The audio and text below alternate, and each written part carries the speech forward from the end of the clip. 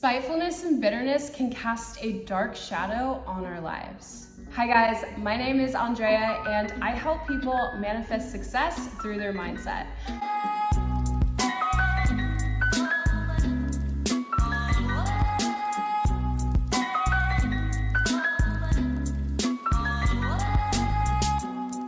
So let's go ahead and get right into the video. Being spiteful and bitter is for the small-minded and the immature. It basically starts off with bad intentions and you basically try to hurt the other person because you can't control what you want to do. So I know this because I've experienced a lot of spite in my life. I've done it before and I just recognized this pattern in me just this past weekend. And so I did some research and I put together some of the things that I think could be helpful, that I found helpful, that I want to share with you guys. So before I get into the tips and the tricks and all those sorts of things, I just want to give you guys a story, the rundown of what happened this weekend. So my boyfriend comes home and he's been coming home pretty late just because he's been having long days at work, and he came home and he falls asleep on the couch a couple times. And I'm like, yo, like, why are you always falling asleep on the couch? I want you to sleep with me, you know, I want you to sleep upstairs and, you know, that sort of thing. And at first it was like okay with me. He would come home, watch a show, and then he'd fall asleep, you know? And then like after like the fourth day, I was like upset, right? I was feeling spiteful. So I go downstairs and then he's already asleep, and I pick up my dog and I'm like, he wakes up and he's like, why'd you take him away? Because he was cuddling with him. And I was like, oh, because since you're not gonna sleep upstairs, then I'm gonna take Wilmer and I'm gonna sleep with them. Wilmer's our dog. And then I took him upstairs, and then after like some thought about it, I was like, what I wanted was him to come upstairs and sleep in our bed, but that really didn't accomplish anything. Like that was a lose-lose situation because he ended up falling asleep on the couch, like because he was too tired to go upstairs, and I still ended up sleeping with just our dog. So moral of the story is that it's immature to be spiteful, and the great thing is that there's ways to overcome it and ways to get past it. And so I'm going to share the tips and the tricks that I've learned and I think could be helpful for you guys. So let's go ahead and get into it. So one of the things that I learned was to create a joy list. So a joy list consists of at least 10 things that you can grab or be easily accessible to you that instantly brings you joy. So generally these things are pretty healthy for you as well. You're not going to necessarily eat like a whole bag of candy just because it feels good in the moment, and then like a couple minutes later, like you're feeling really sick. So try to find things that make you feel really good. So some of the things that I wrote down was I like to write in my journal. Another thing is I will like put ice on me. Like I'll put it like right here on my chest because it just like instantly calms me down. And I don't know if you guys have ever heard that, but it's supposed to like calm your nervous system. So you can try it if you have any anxiety or that sort of thing. It really helps. Another thing that I wrote down was I wrote down like a stress ball.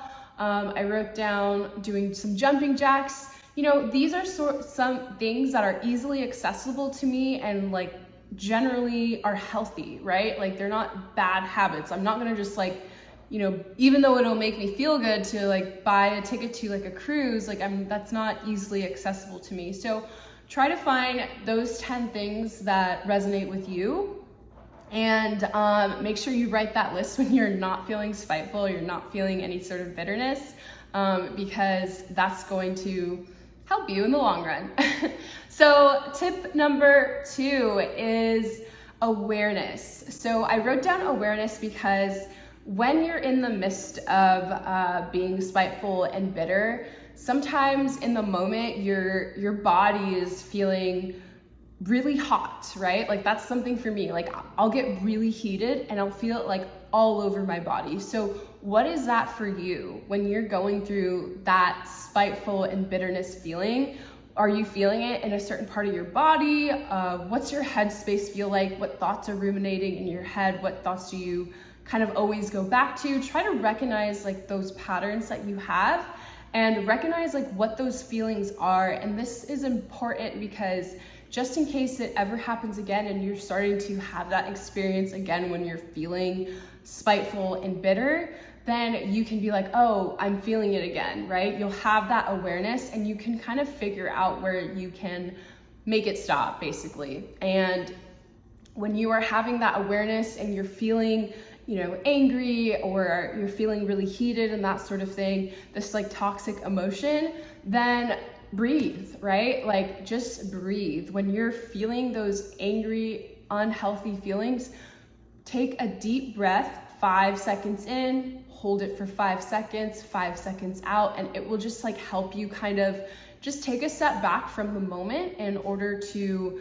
kind of take a step back from your actual emotion that you are experiencing. Tip number 3, use a mantra.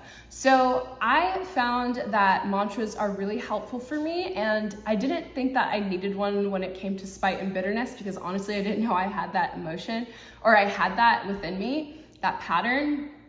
But now that I have discovered this, I found a mantra that works for me, and that mantra is, I choose kindness, I release this negative emotion, I choose kindness.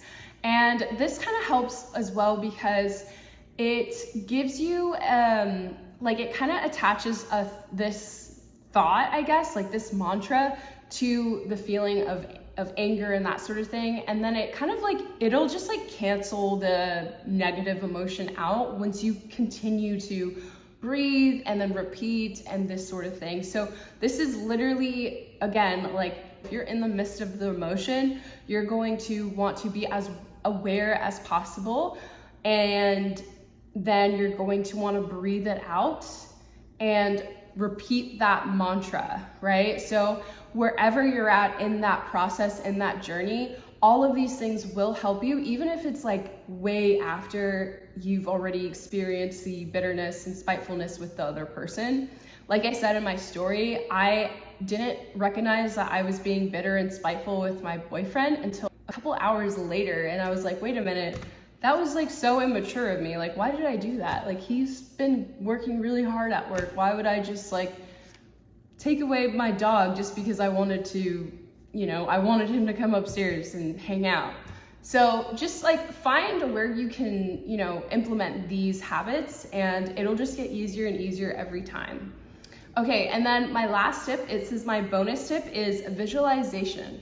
So visualization is very, very powerful, and your subconscious sometimes it honestly can't even recognize the difference between your imagination and the reality that you're actually creating in the moment. So what I would do is visualize that moment that you had felt a high emotion of spite or a high emotion of bitterness. And again, just feel into your body, feel like what it feels like to be that angry, feel the heat coming from your body, like where are you feeling it, where are you feeling that pain and those sorts of things. And just jump into that emotion and just sit with that for a minute. But instead of reacting in like a negative, toxic way, instead imagine yourself grabbing your joy list, breathing through the emotion, whatever it is, and doing the healthy habit instead of going down the wrong path, I guess like the toxic path, because this will help just program your subconscious on what to do next time if you find yourself in that spiteful and bitter experience. So I will leave you guys with this. This is a quote from a Stoic philosopher, Marcus Aurelius, and he says, "Our life is what our thoughts make it. Our life is what our thoughts make it." And this is so true because I feel like I genuinely believe that you create your own reality. So think about that. What reality are you creating? Are you being spiteful? Are you being bitter? Then the reality that you're creating is very small, right? So find ways that you can expand that reality. That's why I always say, like, lean into your patterns and your triggers and those sorts of things, because that is that's a trigger for expansion. Your mind is trying to expand. So lean into that and find ways where you can expand and you can create a more expansive, a more abundant reality. All right, guys, if you haven't already, go ahead and like and subscribe this video, or like and subscribe to my channel, and I'll see you guys in my next one. Bye.